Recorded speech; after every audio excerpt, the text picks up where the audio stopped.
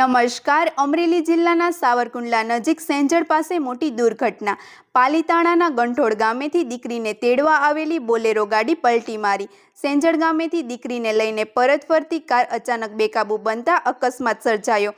અકસ્માતમાં 23 જેટલા મુસાફરો ઈજાગ્રસ્ત થયા। એક મહિલાનું ઘટના સ્થળે દુઃખદ મોત નીપજ્યું। અકસ્માતની જાણ થતાં સાવરકુંડલા ધારાસભ્ય મહેશ કસવાડા ઘટના સ્થળે દોડી આવ્યા। 8 જેટલા ઈજાગ્રસ્તોને વંડા સેન્ટર ખાતે ખસેડાયા, જ્યારે 4 જેટલા ઈજાગ્રસ્તોને 108 મારફતે સાવરકુંડલા સિવિલ ખાતે સારવાર માટે ખસેડાયા।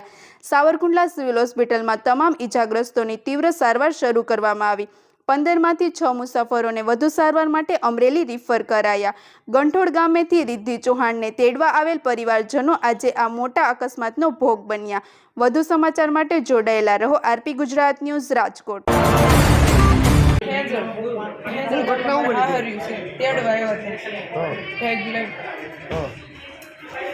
પલટી ખાઈ ગયો, 1 કિલોમીટર હાલ્યું ત્યાં બોલેરો। કેટલા જણા ભાઈ? 30 જણા હતા અંદર, 30 જણા 30-35 જણા બધા ઘાયલ છે।